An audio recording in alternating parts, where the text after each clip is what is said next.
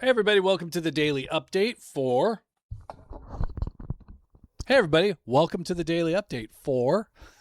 December 5th, Friday, December 5th, 2025. Happy Friday.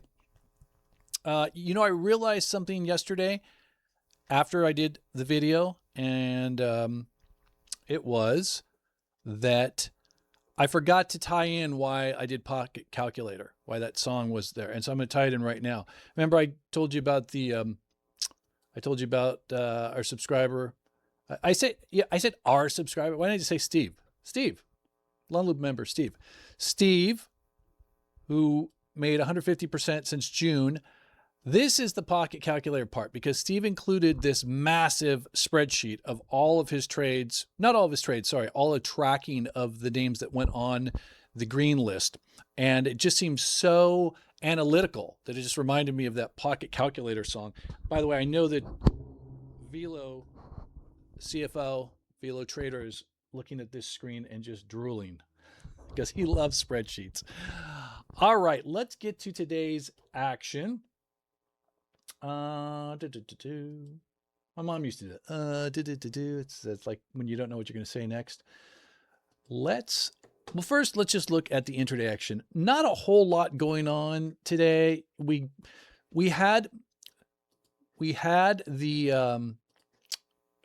it's really weird. We had this drop at about 5:30 in the morning, and initially I thought it was PCE, but then I was corrected, rightly so, in the Discord that there was no PCE at this time. PCE was at 10 o'clock, 7 o'clock our time. So this drop recovered. We based a little bit, and then the market liked it. And it felt like it was one of those Goldilocks things where the number was just right because it gives, the way it came in, I'm not going to get into the details because it's all fundamentals that we don't really, macros and stuff like that. But it gives the Fed the green light, like not like they needed the green light, but next Wednesday we've got the rate decision. So I think a lot of people thought, okay, it cleared the runway for the Fed to cut. But then we just flatlined the rest of the day. So nothing really too significant the rest of the day. So what do I want to look at? I want to look at a couple things here. First of all, Reddit off of our daily setups list yesterday. Nice 5% pop there. I want to talk about FISV, which is Fiserv. And here's what I want to talk about this. So somebody hit me up and said, hey, I just saw this name mentioned in the trading room. There are a couple of people talking about this today. In fact, why don't we just go to the trading room? And I pulled it up here. So Phil Bone was talking about FISV.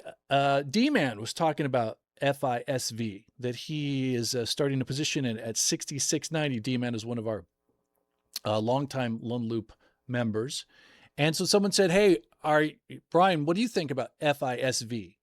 And so I looked at the chart because I'm not really up on that. And this is super important. Or maybe it's not. I think it's important, okay? The purpose of the Lone Loop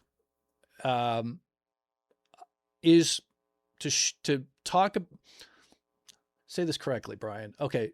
The purpose of the Lund Loop is I want to tell you my best guess as to where we are in terms of risk on or risk off, right? Overall market. We've talked about that before. 0 to 10, risk on, risk off. Then I want to highlight the stocks that I think have the best chance to move the most in the next 1 to 3 days or 1 to 3 weeks if they go off of the daily setups and they go into the active mode and they trend, okay? That's the goal here in terms of what stocks I'm always kind of looking at focusing on for the community. Obviously, there's other things in the Lund Loop too, technical analysis, education, mental mindset, how to create methodologies, all that stuff, all the learn to fish stuff. So if I look at FISV, that doesn't fall into that criteria, right? I don't think, it's not like, this little base here, that's not bad. I could make the argument like it's very tight here and there's an opportunity for it to move in the next 1 to 3 days, but nothing from my criteria says that, which is a technical criteria, right? I look at it, it's a long-term downtrend, right? So this is why FISV wouldn't be on the list for me. It's just not really my wheelhouse. Now, does that mean that this stock can't rocket? Does that mean that this stock won't be 150% higher in 2 weeks, 2 months, a year? No, because here's the thing. D-Man is doing a much more in-depth, very nuanced, he's got a thesis, a deep fundamental thesis on this name. I see it right here, right? That's awesome. I love that. Like maybe I'll buy some FISV and put it in my long-term account based upon that. Why not, right? Maybe you will. But that's just not what I do, right? And that's the great thing about the community is we have all different types of people that have all different approaches. And so, I'm trying to show you what I think's moving now and in the near future. I'm trying to tell you whether we're risk on, risk off, trying to help, with creation of your methodology. And that's my wheelhouse, right? But we've got a lot of people in this community that can do other things, different styles like this, very deep dives on things that can be just as profitable. So, yes, that's why we can, someone can like this stock and I don't like it, but it's not that I don't like it. I don't think it's ever going to make money or that it couldn't make money. It's just right now, the way I look at the market, from my frame of reference, it just doesn't fit my criteria. So anyway, just want to mention that. And then also Meta. I want to talk about Meta for a second. Let's see. I was on a Spaces. I believe it was a Spaces. It could have been a Clubhouse because that's how long ago it was. On this day, in early November 2022. And that's when Meta hit $88 intraday. And I remember on the Spaces, I was there with Steve Strauss and some other people, and everybody was saying big cap tech is dead. And if you go through all of them, look at everything in the Mag 7, everything from NVIDIA to Tesla to Microsoft to Google to Netflix, look at them on this date. And they were all down in the dumps here. And what was this? This was the metaverse, right? This was the metaverse.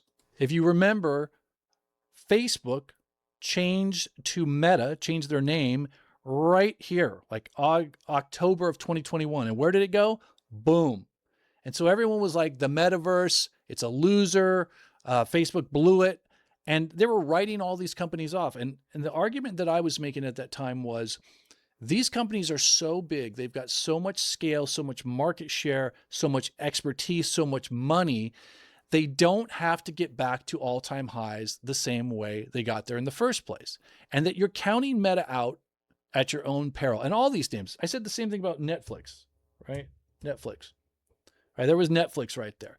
But remember, Netflix has had a lot of ups and downs over the years. And every time there was a down, people would count them out.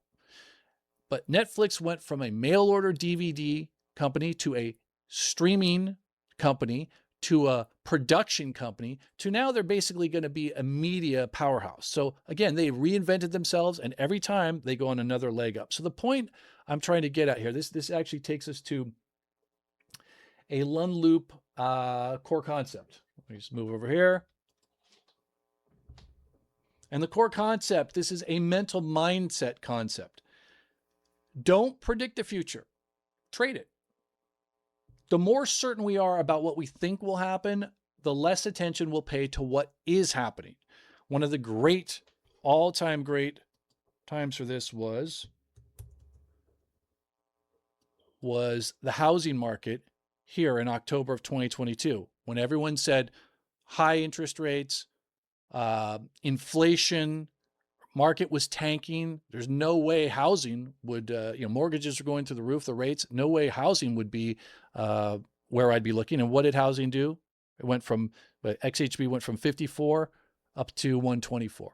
So look, I'm not going to read through this whole thing, but every time we say something that's predictive, or every time we say something definitive, the top is in, this time is different, we blind ourselves to what could happen.